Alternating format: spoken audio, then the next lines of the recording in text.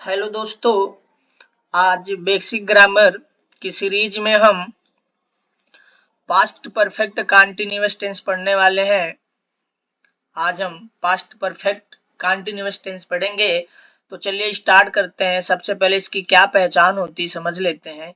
कह रहा है जिन वाक्यों के अंत में समय के साथ, जिन वाक्यों के अंत में समय के साथ रहा था, रही थी, रहे थे आदि शब्द आते हैं तो उस वाक्य को पास्ट परफेक्ट कंटीन्यूअस टेंस कहते हैं। इसकी सहायक क्रिया क्या होती है? सभी के साथ हैड बीन लगाते हैं। जितने भी सभी कर्ता के साथ हैड बीन लगाते हैं, चाहे वो एक वचन कर्ता हो चाहे बहुवचन कर्ता हो। तो इसके सहायक, इसकी पहचान क्या होती है? रहा था, रही थी, रहे थे, ये समय के साथ आएगा। ध्यान रखिएगा, समय भी जरूर दिया रहेगा। और जो आपकी हेल्पिंग वर्ब होती है वो होती है हैड बीन, सभी कर्ता के साथ। पहचान हो गई। आगे चलते हैं। कह रहा निश्चित समय के लिए, निश्चित समय के लिए सिंस लगाते हैं और अनिश्चित समय के लिए फॉर लगाते हैं। कह रहा मेन वर्ब यानी मुख्य क्रिया में आईएनजी जोड़ते हैं और मुख्य क्रिया की फर्स्ट फॉर्म आती है। ठीक है, मुख्य क्रिया की कौन सी फॉर्म आती है? फर्स्ट फॉर्म आती है। अब इसका हम देखेंगे अफर्मेटिव सेंटेंस क्या होता है। अफर्मेटिव सेंटेंस क्या होता है? सबसे पहले सब्जेक्ट लिखते हैं, फिर हेल्पिंग वर्ब लिखेंगे, फिर main verb plus I N G plus object और other word plus since for plus time. Since for और प्लस टाइम लगाते हैं इसके लिए हम। ठीक है, सिंस फॉर प्लस टाइम। तो आप ये ध्यान रखिएगा कि जो इसका फार्मूला है क्या है, कैसे है। ठीक, सिंस फॉर प्लस टाइम। चलिए एक एग्जांपल से समझते हैं। वो 2 घंटे से स्टेज पर गाना गा रही थी। देखिए यहाँ पे समय दे दिया 2 घंटा और रही थी, तो ये दोनों क्या बता रहे हैं? पास्ट परफेक्ट कंटीन्यूअस टेंस का है। लेकिन आप मुझे ये बताएं कि ये निश्चित समय है या अनिश्चित समय? 2 घंटा, 2 घंटा और निश्चित समय है। कौन से 2 घंटे हैं हमें नहीं पता है। ये कौन से 2 घंटे की बात कर रहे हैं मुझे नहीं पता है। 24 घंटे के कौन से 2 घंटे हैं? तो सबसे पहले सब्जेक्ट लिखेंगे। सब्जेक्ट हो जाएगा सी, लड़की है तो इसलिए सी लिखेंगे। सहायक क्रिया लिखेंगे हैड बीन। ठीक है, गाना को सिंग कहते हैं तो सिंगिंग हो जाएगा सॉन्ग ऑन द स्टेज। किसके ऊपर गा रही? स्टेज के ऊपर गा रही है। और अनिश्चित समय है तो फॉर 2 आवर्स, 2 आवर्स। हम सोमवार से स्कूल जा रहे थे, यहाँ स्कूल हो गया जबकि होना चाहिए स्कूल। हम सोमवार से स्कूल जा रहे थे तो हो जाएगा we had been going to school since morning. सोमवार देखिए एक निश्चित समय है, सप्ताह का एक सोमवार आता है, इसलिए ये क्या है? निश्चित समय है। तो सिंस मंडे हो जाएगा। वे दोनों भाई 2 घंटे से अपने खेत में पानी दे रहे हैं। देखिए फिर से 2 घंटा, कौन सा 2 घंटा? इसका कोई क्लियर नहीं, तो लिखेंगे वे दोनों भाई, those two brothers had been. पानी देने का होता है वाटरिंग, वाटर हो तो वाटरिंग दियर फील्ड, किसके? अपने खेत में। तो दियर फील्ड कितने घंटे से? 2 घंटे से फॉर 2 आवर्स। ठीक है, फॉर 2 आवर्स। जिन बच्चों को ये समझ में नहीं आता किसके बाद क्या लिखेंगे, कौन सी क्या है, वो मेरी जाके वीडियो नंबर 1 देख लें। जो शुरुआत की वीडियो है उसमें आपको समझ में आ जाएगा सब्जेक्ट क्या है, वर्ब क्या है, ऑब्जेक्ट क्या है। वहां से आप इसे आसानी से कर पाएंगे।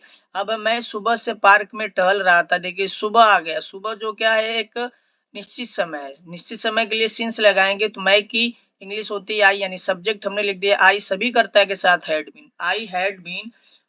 टहलना का वॉक होता है तो हो जाएगा यहाँ walking in the park since morning.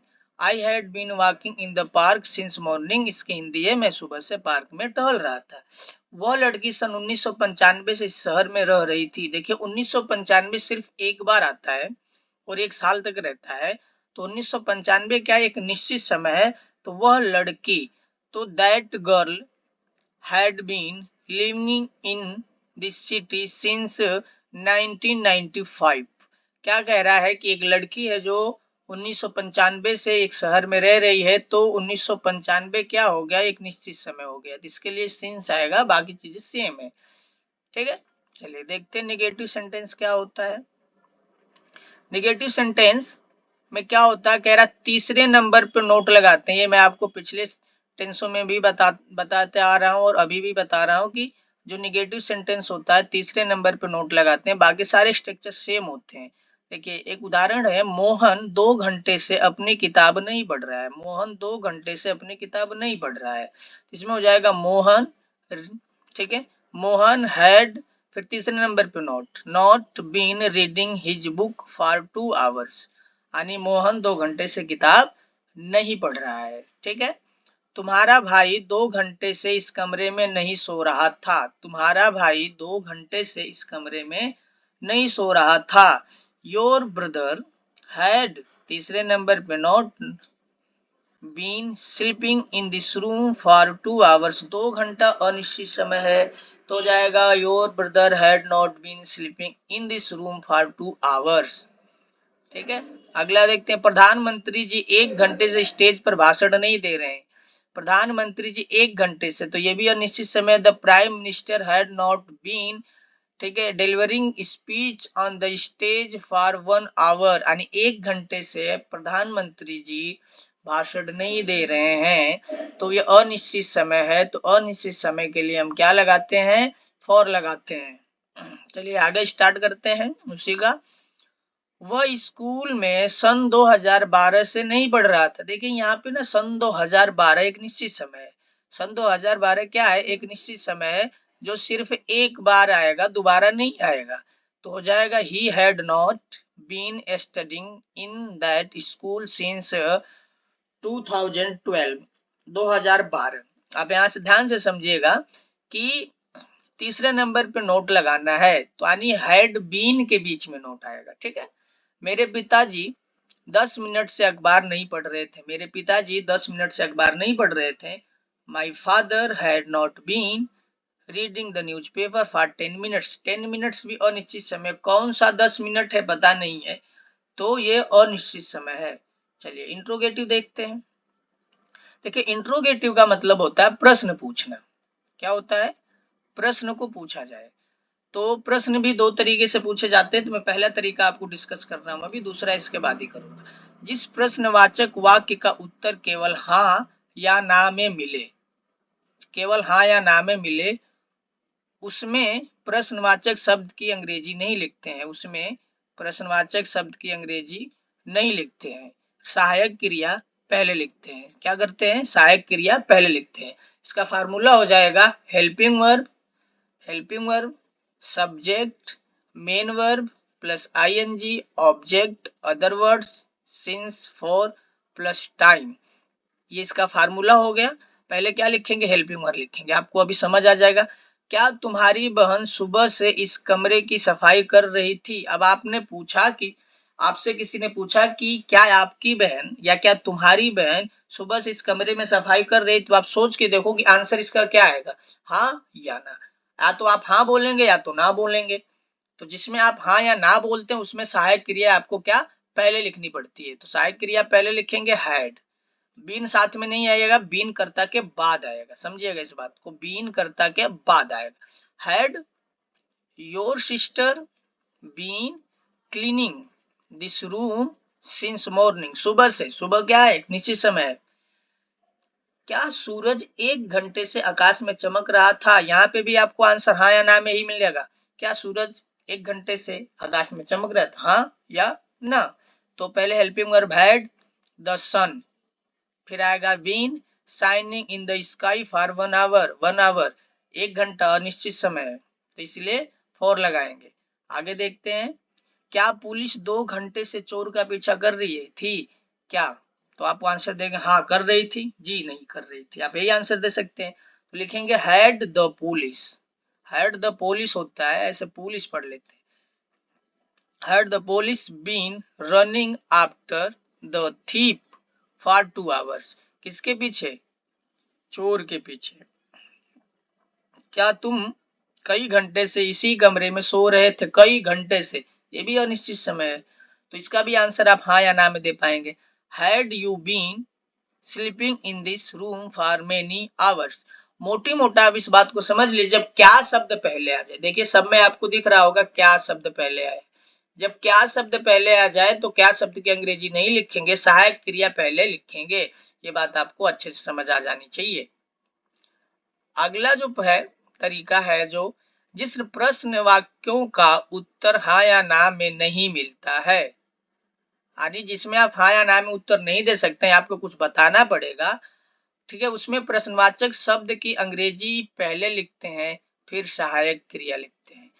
ये आपका formula question word, helping verb, subject, main verb, ING, object, other word plus since और फॉर। ये आपका फार्मूला है। अभी एग्जांपल से आपको ये बहुत अच्छे से क्लियर हो जाएगा। उसे 10 मिनट से कौन बुला रहा था? उसे 10 मिनट से कौन बुला रहा था? उसे 10 मिनट से कौन बुला रहा था? तो आप आंसर हाँ तो देंगे नहीं और ना भी नहीं दे सकते। आपको नाम बताना पड़ेगा, कौन बुला रहा था। रोहन बुला रहा था, सोहन बुला रहा था, मम्मी पापा XYZ, कौन बुला रहा था आपको बताना पड़ेगा। तो कौन की इंग्लिश होती हु, हेल्पिंग वर्ब लिखेंगे हैड, ठीक है, हेल्पिंग वर्ब लिखेंगे had been calling him for 10 minutes. Razia को 6 महीने से इंग्लिश कौन पढ़ा रहा था? Who had been teaching English to Razia for 6 months। तुम 1 घंटे से कौन सी फिल्म देख रहे थे? Which film had you been watching for 1 hour। Sorry, यहाँ पे एक मिस्टेक है, जो एक साथ बीन लग गया है, ये एक साथ बीन नहीं आएगा, कर्ता के बाद बीन आता है। तो ध्यान, यहाँ पे तो चल जाएगा लेकिन यहाँ पे नहीं चलेगा, यहाँ पे कर्ता के बाद बीन आएगा। तो ठीक है, रजिया, रजिया को 6 महीने से इंग्लिश कौन पढ़ा रहा था? तो हो जाएगा हु हैड बीन, नहीं सर, ठीक है, बिल्कुल ओके है। Who had been teaching English to Razia for 6 months। यहाँ पे कौन है तो ठीक है, यहाँ गलत नहीं है, ओके है, क्योंकि रजिया यहाँ पे सब्जेक्ट नहीं है। ठीक है, तुम 1 घंटे से कौन सी फिल्म देख रहे थे? तो यहाँ हो जाएगा which film had you been watching for 1 hour। देखिए, अब यहाँ पे जो आपका सब्जेक्ट है, आपको सब्जेक्ट पता चल गया है, तो यहाँ पे क्या है, सब्जेक्ट के बाद भी नहीं। यहाँ पे आपको सब्जेक्ट नहीं पता चल रहा है, तो हु जो है, हु कौन, ठीक है, तो यहाँ पे जो हु है सब्जेक्ट की तरह भी काम कर रहा है और क्वेश्चन वर्ड की तरह भी काम कर रहा है।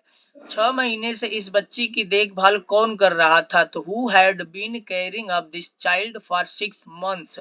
आप एक बात ध्यान रखिएगा, जब हु आ जाए किसी शब्द में, जब हु आ जाए तो हु के साथ ही हैड बीन लगा देते हैं, हु के साथ ही हैड बीन लगा देते हैं, तो इसलिए हु हैड बीन आया है। ठीक है, बाकी अगर आपको सब्जेक्ट मिलता है तो हैड, फिर सब्जेक्ट आएगा, फिर सब्जेक्ट के बाद ही बीन आएगा आपका। ठीक है, ये ध्यान रहे। आई बात समझ में? तो आइए एक दो एग्जाम्पल और आपको समझा देता हूँ। जैसे मैं लिख दूं यहाँ पे, राम, राम क्यों, क्यों 2 दिन से, दो, राम क्यों 2 दिन से नदी में, नदी में नहा रहा था। तो पहले जो है ना, राम क्यों, तो क्यों की इंग्लिश आप लिखेंगे व्हाट। सबसे पहले समझिए, क्यों की इंग्लिश आपको क्या लिखनी पड़ेगी? व्हाट। व्हाट लिखने के बाद आपको लिखना पड़ेगा हैड, हैड लिखना पड़ेगा, हैड के बाद लिखना पड़ेगा राम, फिर आपको लिखना पड़ेगा बीन। इतनी बात आई समझ में? लेकिन यही चीज अगर हो जाती कौन, ठीक है, राम को कौन इंग्लिश सिखा रहा था, राम को कौन इंग्लिश सिखा रहा था, तो यहाँ पे आपको हु हैड बीन लिखना पड़ता। हु हैड बीन, जब हु प्रश्नवाचक शब्द के साथ आ जाता है, हु प्रश्नवाचक शब्द हो जाता है, तो हु के साथ पूरी हेल्पिंग वर्ब आती है, हु हैड बीन हो जाएगा कॉलिंग हिम फ्रॉम 10 मिनट्स। ठीक है, तो ये आप समझ लीजिए कि जब हु आएगा तो हैड बीन साथ में आएगा, और जब हु नहीं आएगा तो हैड बीन साथ नहीं आएगा। ठीक है, कर्ता के बाद बीन आएगा, वो कर्ता से पहले हैड आएगा। तो इस बात को आप ध्यान रखेंगे। ठीक है, और इस वीडियो से आपको सीखने को कुछ भी मिला हो तो लाइक, शेयर, सब्सक्राइब और कमेंट जरूर कर दें।